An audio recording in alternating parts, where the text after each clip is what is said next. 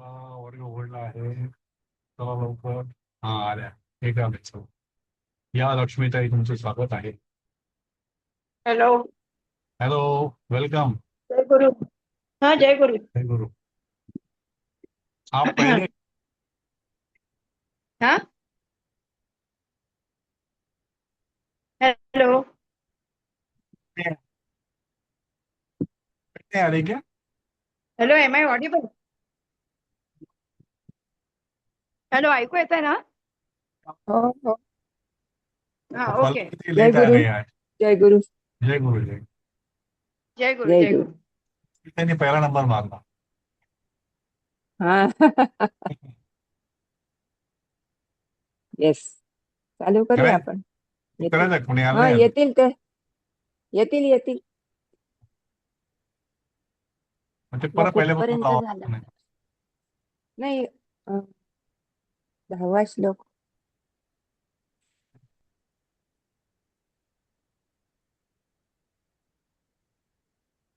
सातवा चालला होता ना, मला वाटतं. आम्ही लावतो. समय श्लोक. ना? हा.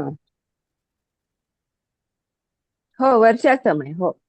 हाँ, मध्ये ओके जेव्हा ओके। ते हाँ। मध गोळा करतात तेव्हा त्या बरोबर बरोबर कामं करतात. पण जेव्हा हा. पावसाळ्यात जेव्हा त्या मध गोळा करतात तर सगळ्या त्या कदंबाच्या वृक्षांवरती त्यांच्या फांद्या ओल्या गच्च झालेल्या असतात. तर त्याच्यावरनं ते मधमाशा पण अशा हळूहळू चालतात. असं असं दाखवलं. आणि जरा तो म्हणजे जो आपला मध आलेला असतो किंवा जरा असं धुंदी आलेली असते ती हळूहळू त्या सोडतात असं. ते घाई करत नाहीत त्या असं. रेकॉर्डिंग लावले काय? सध्या घरचं सांगा ना. हो हो. हा, षटचरण. हा, म्हणजे जे मधमाशा किंवा भुंगे. हा. पुष्परसाव गाढम म्हणजे पुष्पातला मधुरस पिऊन हा एका क्षणामध्ये ते मध अर्जित करून मध किंवा मस्ती मस्ती घेऊन हा वर्ष पावसाच्या धारांनी अभिहन्यमाना म्हणजे मारलेल्या हा म्हणजे झोडपलेल्या कदंबाच्या फांद्यांवर कदंब वृक्षाच्या फांद्यांवरून हा हळूहळू शांतपणे हळूहळू त्या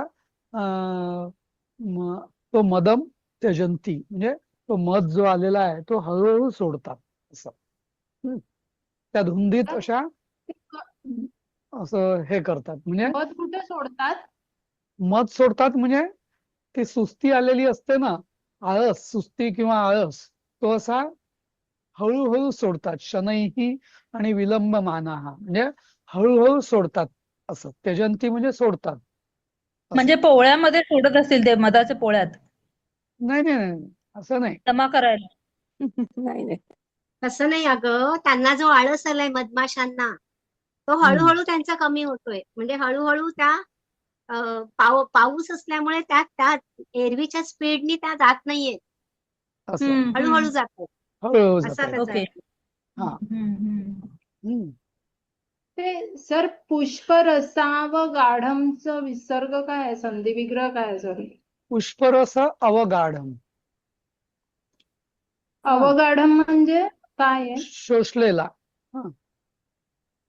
ओके. अवगाढम. हा, शोषलेला. मुक्ता सकाश. विलंबमाना म्हणजे? विलंबमाना म्हणजे हळूहळू. पण शनई पण आहे ना तिकडे? दोन्ही आहे. ऍक्च्युअली विलंबमाना म्हणजे कसं उशीर उशीर करत, करून आणि शनैही म्हणजे हळूहळू असं. दोन्हीचा अर्थ जवळपास सारखाच आहे. ते लंबमाना म्हणजे लटकणे असा अर्थ कुठेतरी पाठी गेला होता ना? विलंब विलंब विलंब म्हणजे उशीर नाही का? नाही, मी लंबमाना म्हणून म्हटलं. त्याचा लटकणे असा एक अर्थ पण होता ना? पण विलंब शब्द आहे ना इथे. म्हणजे जरा उशीर करत. विलंब माना म्हणजे विलंब आपण म्हणतो ना मराठीत, तर तो विलंब. हो. विलंब माना म्हणजे असं आरामात आरामात, करेक्ट, आरामात, आरामात, बरोबर. आरामात हळूहळू सोडतात असं. हम्म. मदम त्यजंती, मदम क्षणार्जितम मदम, हा म्हणजे क्षणात अर्जित केलेला तो मद असतो, तर त्या हळूहळू सोडतात असं. म्हणजे घेताना त्या तो जेव्हा ते घेतात तेव्हा त्याची एक त्यांना जी धुंदी असते, तर ती त्या पावसाने झोडपलेल्या फांद्यांवर हा आरामात हळूहळू तो मध सोडतात असं. मध सोडतात म्हणजे ती धुंदी सोडतात. इथे मध म्हणजे धुंदी, मधू नाही, मध नाही सोडत. मध तर आपल्या त्या याच्यामध्ये सोडणार त्या असं. मुक्ता सकाशम सलिलम पतद्वै सुनिर्मलम पत्रपुटेषु लग्नम हृष्टा विवर्णच्छदना विहंगा सुरेंद्र दत्तम तृषिता पिबंती. तर सुरेंद्र दत्तम, सुरेंद्र म्हणजे देवांचा राजा म्हणजे इंद्र, हा दत्तम म्हणजे इंद्राने दिलेलं, हा मुक्ता सकाशम, मुक्ता सकाशम म्हणजे मोत्यांसारखं, सकाशम म्हणजे सारखं, मुक्ता म्हणजे मोती, हा म्हणजे इंद्राने दिलेलं मोत्यासारखं सुनिर्मल, अत्यंत निर्मळ किंवा अत्यंत शुद्ध, सलिलम पतत म्हणजे पडलेलं पाणी, हा हा त्यांनी दिलेलं ते पाणी पडलेलं, त्याचं काय होतं, तृषिताहा, हा आता कोण, जे तहानलेले, तृषिताहा म्हणजे तहानलेले, हा विवर्णच्छदनाहा. आता बघा किती सुंदर सूक्ष्म निरीक्षण आहे. विवर्णच्छदनाहा म्हणजे काय, वर्णच्छदनाहा विशेषत्वेनं, वर्णच्छदना म्हणजे पावसाळ्यात तुम्ही बघा पक्ष्यांचे जे हे असतात ना, पिस म्हणजे किंवा पंख असतात ना, ते असे थोडे भुरकटलेले किंवा फेड झालेले असतात, समजलं ना. वर्णच्छदन हा म्हणजे रंग उडालेला ज्याला आपण म्हणतो ना, तसे असतात त्यांची पंख. खूप पावसामध्ये जी पक्षी, हा त्यांचे असे रंग असे उडलेले दिसतात, हा तर त्यांना म्हटलेलं आहे की म्हणजे तहानलेले,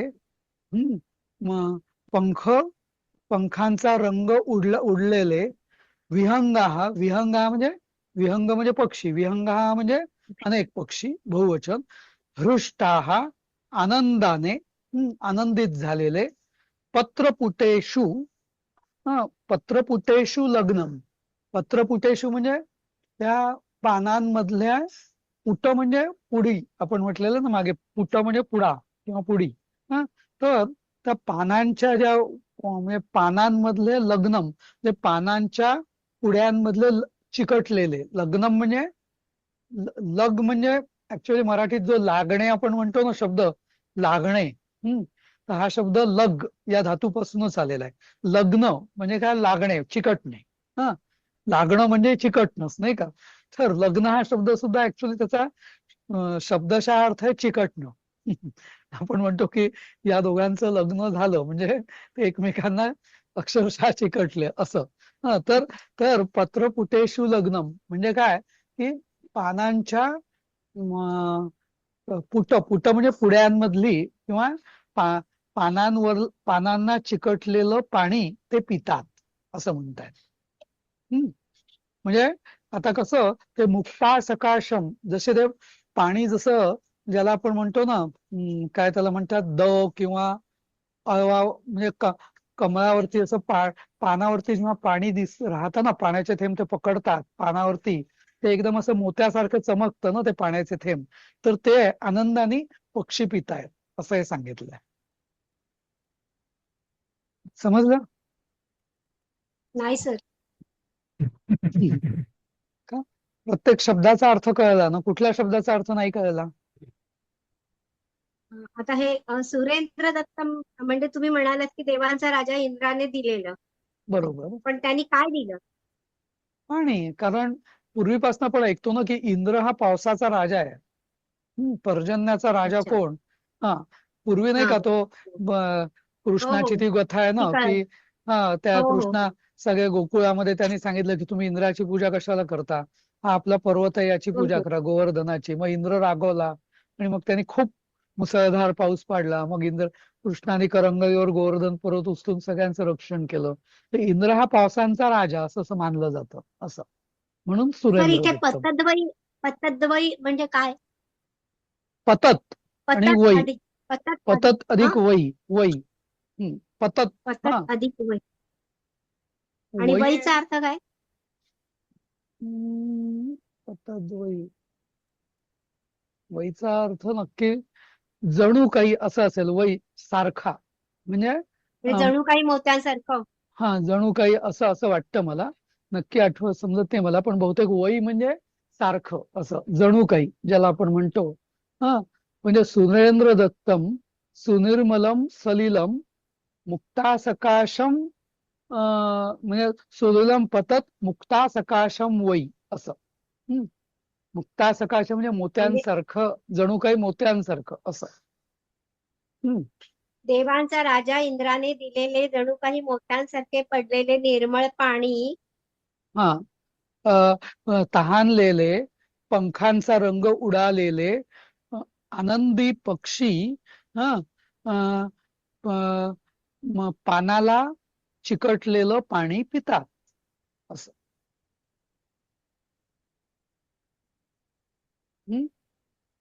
पानांना पण मग पानांच्या पुडीमध्ये चिकटलेलं पानांवरील पत्रपुटेशू म्हणजे पानांवरचं हा असं.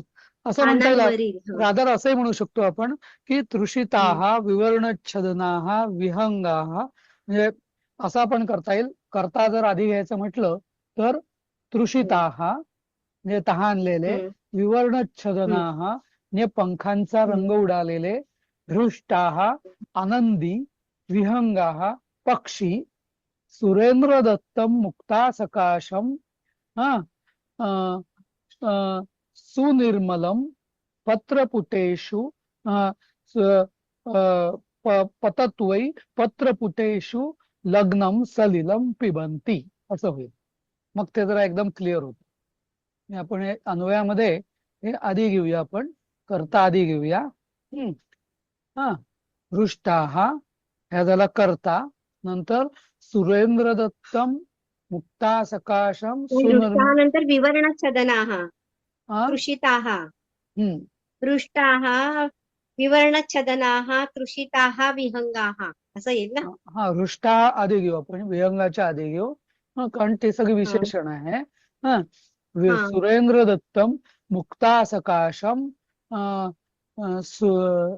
मुक्ता सकाशम पण आपण नंतर घेऊ. अरे सुरेंद्र दत्तम सुनिर्मलम सलिलम पतत मुक्ता सकाशम वै मुक्ता सकाशम वै पत्रपुटेषु लग्नम पिबंती. असं हे जास्त अर्थ समजेल. तृषितः आधी घेतलंय. आधी घेतलं ना. बरोबर. असं त्याचा अर्थ नीट लागेल. नंतर पुढचं मत्ता गजेंद्रा मुदिता गवेंद्रा वनेषु विश्रांततरा मृगेंद्रा रम्या नगेंद्रा निभृता नरेंद्रा प्रक्रीडितो वारिधरे सुरेंद्र. त्याचं कसं आहे ना, पुरुषाचा अर्थ काय सांगितलं? आनंदी वनेषु म्हणजे गजेंद्रा म्हणजे हत्ती मत्त हृष्टा म्हणजे आनंदी ना. दृष्टा म्हणजे आनंदी. हा तेच दृष्टा म्हणजे आनंदी. कळत नाही तिकडचं बोललं की आपलं बोललं कोणी. मी दृष्टा म्हणजे आनंदी. रू आहे तो. वनांमध्ये तेच की वृक्ष. गवेंद्रा हा म्हणजे गाव हा म्हणजे बैल. सांड किंवा बैल. ते म्हणजे रानगवे किंवा बैल हे आनंदित असलेले. नंतर हे आनंदित आहेत. मृगेंद्रा हा विश्रांत तराहा. मृगेंद्र म्हणजे कोण? सिंह. मृगेंद्र म्हणजे वनांचा राजा जो सिंह.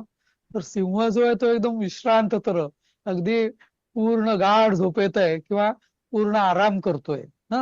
असं हत्ती मस्ती हत्ती आपल्या मस्तीत वनात फिरतायत, बैल आनंदित होऊन बागडतायत, हा. नंतर सिंह आराम करतोय, नगेंद्राहा रम्याहा, नगेंद्र म्हणजे कोण? पर्वत, मोठमोठे पर्वत. पर्वत, हा. रम्याहा, पर्वत छान रम्य झालेले आहेत, दिसायला एकदम रमणीय असे. नरेंद्राहा निभृताहा, नरेंद्र म्हणजे कोण? राजे राजे राजे लोक, हा. निभृत, निभृत म्हणजे अं, जवळपास अदृश्य झालेत, म्हणजे निश्चित पडलेत म्हणा, किंवा जसं चंद्र जेव्हा अमावास्येला ढगांच्या मागे जातो ना चंद्र व पावसाळ्यात, तेव्हा त्याला निभृत म्हणतात, निभृतयंदू असं. निभृतयंदू म्हणजे लपलेला, हा. तर सगळे राजे लोक जे आहेत ते सुद्धा आता, कारण त्यांच्या मोहिमा सगळ्या थंडावलेल्या असतात राजे लोकांच्या पावसाळ्यात, बरोबर. म्हणून नरेंद्र हा निभृता, म्हणजे राजे लोक हे आपापल्या राजवाड्यात बसून आहेत, बाकी बाहेर कुठे जात नाहीत. सुरेंद्र हा वारिधरही प्रक्रीडित, हा. सुरेंद्र म्हणजे इंद्र. आता इंद्र काय करतोय? वारिधरही, म्हणजे वारिधरही म्हणजे वारिधर म्हणजे ढग, पाणी वारी म्हणजे पाणी, पाणी धरणारे म्हणजे कोण? पाणी. ढग. तर तृतीया म्हणजे इंद्र ढगांबरोबर प्रक्रीडिता, हे खेळतोय असं. प्रक्रीडिता म्हणजे धातू साधित कर्मणी.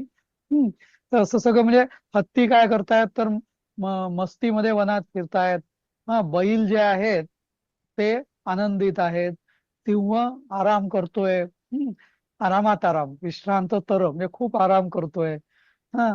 पर्वत रमणीय झालेत, राजे लोक आपल्या म्हणजे शांत आहेत किंवा लपलेले आहेत, हा. गायब आहेत, विसावा घेत असलेले. विसावा, हा. आणि सुरेंद्र आणि देवांचा राजा इंद्र ढगांबरोबर क्रीडा करतोय, असं हे वर्णन आहे वर्षा ऋतूचं. म्हणजे हत्ती मदोन्मत्त झालेले आहेत. मत्त हा म्हणजे आनंद आनंद हो. व्यक्त करतात म्हणायचं की नाही नाही, मस्तीत फिरतायत वनांमध्ये, वनेषु. मुदिता म्हणजे सर, मुदिता म्हणजे काय? मुदिता म्हणजे हे धातू साधित आहे, मुद धातूचं. मुदिता हा म्हणजे आनंदित आहेत ते, असं. आनंदी. खुश, आनंदित. मुदिता हा रान गवे ना. पाऊस रानगवे, पडल्यामुळे सगळे हा. खुश झाले असं सांगायचंय. म्हणजे वर्षा ऋतूत बरोबर, पाऊस बरोबर, पडल्यामुळे हे सगळे जण अगदी असे मस्त खुश झालेत, आनंदित झालेत हा. बिलकुल. आपल्या मस्तीमध्ये. कोणी आराम करतंय, कोणी मस्तीत फिरतंय, कोणी आनंदाने बागडतंय, असं सगळं चाललेलं आहे असं. वर्ष प्रवेगा विपुला पतंती, प्रवान्ति वाता समुदीर्ण घोषाः, प्रनष्टकूला प्रवहन्ति शीघ्रं शीघ्रं नद्यो जलैर्विप्रपतिपन्न मार्गाः. तर आता हे नदीचं वर्णन आहे. कसं? तर विपुलाः वर्षप्रवेगाः पतन्ति, विपुलाः वर्षप्रवेगाः म्हणजे असा विपुल म्हणजे खूप असा, खूप आणि धुवाधार म्हणजे खूप वेगाने असा पाऊस पडतोय. समुदीर्ण घोषाः वाताः प्रवान्ति, सम उदीर्ण घोषा म्हणजे खूप गडगडाट असा उंच घोष करून, आवाज करून, वातः वातः म्हणजे वारा वाहतोय, वारे वाहतात, अनेक वचन आहे, सगळ्यांना बहुवचन आहे. सगळ्या ओळी दिसत आहेत, वाताः मला खालच्या प्रवान्ति, दोन दिसत आहेत. वारे वाहत आहेत. काय म्हटलं म्हणा? सगळ्यांना बोल. सगळ्या ओळी दिसतात का श्लोकाच्या? मला नाही, खालच्याच दोन दिसत आहेत. हो, दोन ते दाखवतात तेवढं दिसतं आपल्याला ना. अच्छा, ओके. हा 4 ओळी, हा. कारण आपल्याला काही खालीवर करता येत नाही त्यामध्ये काहीच. मागे हा करू का? हो थोडस बरोबर मागे आहे. करू का? हा रेकॉर्डिंग नाही, ठीक आहे.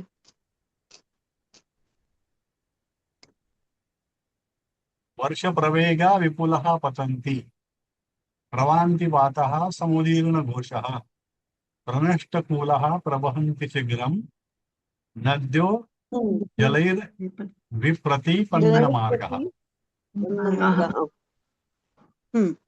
ते वर्णन त्याचं केलं त्यांनी. खूप पाऊस पडलेला आहे, खूप जोरात वारा वाहतो आहे, मोठा आवाज करून वारा वाहतो आहे, आणि नदीचं पाणी जे आहे ते किनाऱ्याला घासून किनारा सगळा वाहून जाऊन वाजता वाहत आहे. म्हणजे पूर आला नद्यांमध्ये. प्रनष्टकूला प्रवहन्ति शीघ्रं शीघ्रं नद्यो जलैर्विप्रतिपन्न मार्गाः. तर आता हे नदीचं वर्णन आहे. कसं तर विपुलाः वर्षप्रवेगाः पतन्ति. विपुलाः वर्षप्रवेगाः म्हणजे असा विपुल म्हणजे खूप असा खूप आणि धुवाधार म्हणजे खूप वेगाने असा पाऊस पडतोय. समुदीर्ण घोषाः वाताः प्रवान्ति.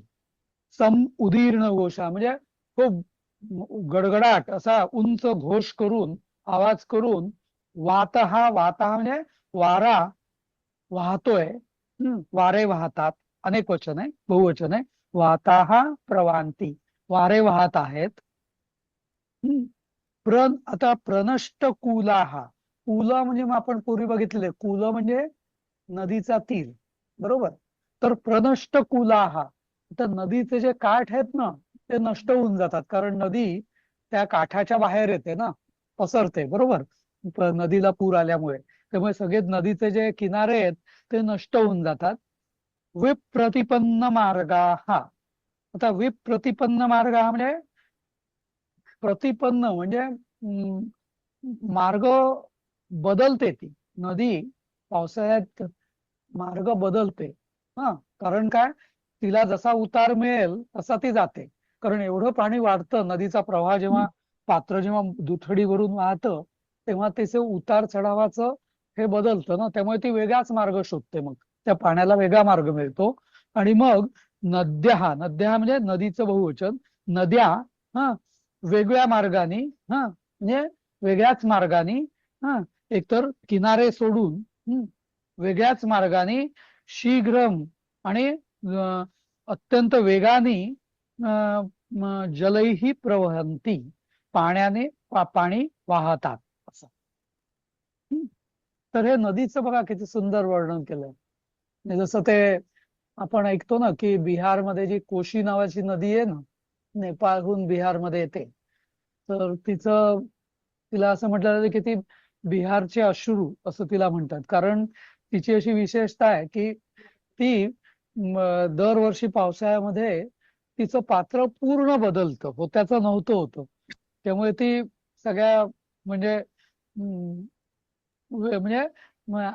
आज इकडनं जाईल तर पावसाळ्यामध्ये ते दुसरीकडनंच वाहते. म्हणजे सगळं जे लोक थांबले लोकांचे जे सेटलमेंट असतात त्यांचं नाश करून टाकते ते असं. तर तसं सगळं इथं वर्णन आहे. कोणती नदी सर म्हणाला? कोशी नदी आहे ना बिहारची. कोसी बिहारची कोशी नदी का? कोसी नदी ती नेपाळवरून बिहारमध्ये येते आणि पूर्ण पात्र बदलून टाकते ती. म्हणजे पात्र तिचं खूप बदलतं. बाकी सगळ्याच नद्यांचं बदलतं, पण विशेषतः त्या कोशी नदीचं आहे असं की ती म्हणजे खूपच बदलून जातं तिचं पात्र दरवर्षी असं. आसाममध्ये पण अशा ब्रह्मपुत्रेचं पण असंच होतं की सगळ्या ज्या सेटलमेंट्स असतात ना, म्हणजे आपल्या इथे कसं शेती बिती मार्किंग केले असतात, हे शेत माझं, हे शेत तुझं वगैरे वगैरे, ते मार्किंग म्हणजे एवढं काही होत नाही. पण तिकडे असं म्हणतात की पावसाळ्यानंतर आता प्रत्येकाची बाउंड्रीज बदलून जातात दरवर्षी सगळ्यांच्या. आसाममध्ये बऱ्याच जणांनी मला हे सांगितलेलं आहे. ब्रह्मपुत्रेचं पात्र आसाममध्ये होतच तसं. तेच. सर आधीच्या ह्याचा अन्वय दाखवा ना. कुठला आपण पुढे गेलो का? अच्छा. हा विपुलाः वर्ष, हे मी पाठवीन तुम्हाला. विपुलाः वर्षप्रवेगाः पतन्ति समुदीर्ण घोषाः वाताः प्रवान्ति किंवा वाताः समुदीर्ण घोषाः प्रवान्ति. प्रनष्ट कुलाः म्हणजे कुल म्हणजे किनारा किंवा तीर. प्रनष्ट कुला म्हणजे नष्ट हे सगळी विशेषण आहेत नदीची. प्रनष्ट कुलाः म्हणजे नष्ट झालेले तीर असलेली आणि विप्रतिपन्न मार्गाः आणि मार्ग बदललेल्या नद्या शीघ्रम घाईघाईने किंवा त्वरेने पाणी प्रवाहित करतात असं असं. प्रतिमार्गाः नद्याः शीघ्रं जलैः प्रवहन्ति. समुदीर्ण घोषाचं काय सांगितलं सर, मी मिस केलं. घोष म्हणजे आवाज. माहिती आहे आपल्याला नाही का. सम उदीर्ण म्हणजे असा उंच उंच असा आवाज, असा नद्यांचा जो म्हणजे वारा असा खूप असा रो रो करणारा वारा आहे म्हणतात ना, रोरावत येणारा वारा, तसं घोंगावत येणार घोंगावणारा वारा असं. समुदीर्ण उंच उंच, सम उदीर्ण. उदीर्ण म्हणजे म्हणजे उंच, असं उंच उंच जाणारा घू घू असा आवाज करणारा असा आवाज.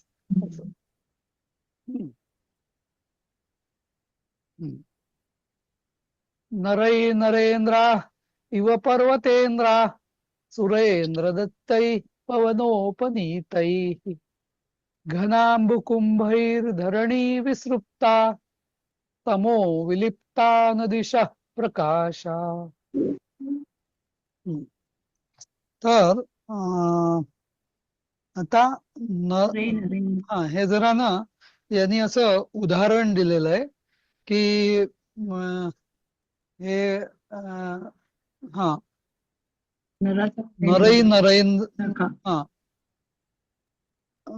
नरै नरेंद्रा इव पर्वतेंद्रा म्हणजे पर्वतेंद्र म्हणजे पर्वतांचे राजे. नरै नरेंद्रा इव म्हणजे माणसांच्या, नरै ही म्हणजे माणसांच्या राजांसारखे. सुरेंद्र दत्तैही पवनोपनीतैही म्हणजे सुरेंद्र दत्तैही म्हणजे इंद्राने दिलेल्या पवन आणि पवन उपनीतैही. उपनीत म्हणजे जवळ गेलेल्या, म्हणजे उपनीत म्हणजे सेवा केलेल्या. कोणी? पवन म्हणजे वाऱ्याने सेवा केलेल्या, किंवा घनांब कुंभैही नाही पवनोपनीतैही अभिषिच्यमाना भवन्ति. अभिषिच्यमान इथे यांनी हे लिहिलेलं नाहीये, पण हा एक श्लोक आहे त्याच्यामध्ये की अभिषिच्यमाना भवन्ति. म्हणजे कसं होतं की पर्वतेंद्र म्हणजे जसं नरेंद्र म्हणजे माणसांच्या राजांना जसं राज्याभिषेक केला जातो, तसा या पर्वतेंद्रांना म्हणजे पर्वतांच्या राजांना इंद्राने दिलेल्या पाण्यामुळे आणि वारा जणू अभिषेक करतो. असं इथं कल्पना आहे. आणि कशाने? तर घनांबुकुंभैही. घनांबुकुंभैही म्हणजे घन अंबुकुंभई. घन म्हणजे जसं म्हणजे कल्पना करा की राजाला राज्याभिषेक होताना कसं ते पण शिवाजी महाराजांचं राज्याभिषेकाचं चित्र बघितलेलं आहे ना, की सगळे अष्टप्रधान तर कुंभ म्हणजे घट, तर त्यांच्यावर कलशातून पाणी घालतात. तर त्या कुंभांनी म्हणजे वारा जणू त्यांच्या शिखरांवरती जणू अभिषेक करतो असं. घनांबी कुंभैही अभिषिच्यमानाः भवन्ति असं. घनांबुकुंभैही वरती पाहिजे खरं. वनोपनीतैः घनांबुकुंभैः अभिषिच्यमानाः भवन्ति. मग नंतर मग धरणी विसृप्ता.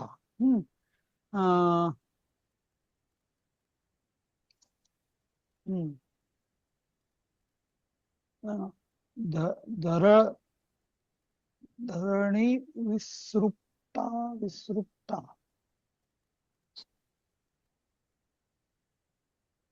विसृप्ता म्हणजे बहुतेक सर्प. विसरडी. बरोबर. तर आहे का दिलेला अर्थ याचा खाली? नाही मला असंच मिळवलं. अच्छा, नाही मी असंच वाटलं मला. बरोबर. तर विसृप्त म्हणजे निसरड. बरोबर. कारण का धरणी पण अशी सगळी निसरडी वगैरे अशी म्हणजे झालेली असते. आणि तमो विलिप्ता न दिशः प्रकाशाः, तमो विलुप्ता, आणि अंधारलेलं असतं सगळीकडे. आणि दिशा, सगळ्या दिशांमध्ये काही दिशांमध्ये काही प्रकाश दिसतच नाही, कारण सगळीकडे अंधारलेलं असतं. म्हणजे जसं पावसाळ्याच्या दिवसाची तुम्ही कल्पना करा, जंगलामध्ये विशेषतः. म्हणजे इतर दिवशी कसं असतं, आपल्याला दिवसा आता दुपार झाली आहे, सूर्य वरती आहे, सकाळ झाली आहे, सूर्य आता म्हणजे पूर्वेकडे आहे, संध्याकाळी सूर्य, म्हणजे आपल्याला दिशा ओळखता येतात. पण तमो विलिप्तान दिशः प्रकाशाः, सगळीकडे अंधारलेलं असतं, त्यामुळे दिशा ओळखूच येत नाहीत. असं तर आता समजलं? सलग अर्थ सांगायचा.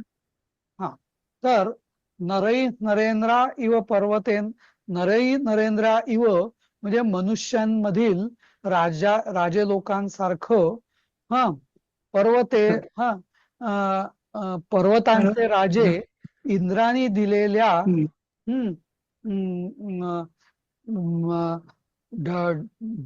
म्हणजे मेघकुंभाच्या जलांनी अभिषेक केलेले होतात. आणि वाऱ्याने म्हणजे वारा त्यांना अभिषेक करतो. मला आता वाक्य कसं करायचं ते सुचत नाहीये, पण पर्वतेंद्राः भवन्ति असं मूळ वाक्य. म्हणजे पर्वतेंद्राः हा करता, भवन्ति म्हणजे होतात. कसे होतात, तर सुरेंद्र दत्तैः, इंद्राने दिलेल्या, वाऱ्याने सेवा केलेल्या किंवा ओतलेल्या, घनांबू म्हणजे ढगकुंभातून किंवा मेघकुंभांनी अभिषेक झालेले होतात. अभिषिच्यमानः भवन्ति म्हणजे अभिषेक झालेले होतात असं. नंतर धरणी म्हणजे पृथ्वी निसरडी होते आणि सगळ्या दिशा अंधारून येतात आणि प्रकाश कुठे दिसत नाही असं. समजलं?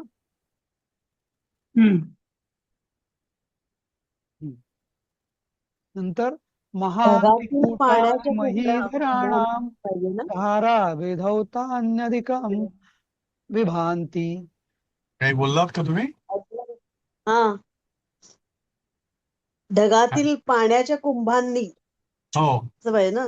घनांबू कुंभई असं होतं ना. घनांबू कुंभ. अंबू म्हणजे पाणी ना.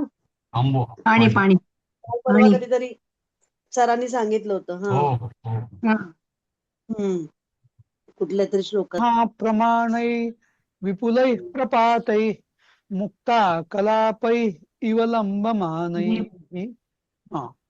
तर आता महीधराणाम, महीधर म्हणजे परत पर्वत. तर धाराभिधौतानी म्हणजे म्हणजे वर्षाधारा, पावसाच्या धारांनी धुतलेले, महांतिकूटानी, महांती म्हणजे मोठमोठे शिखर,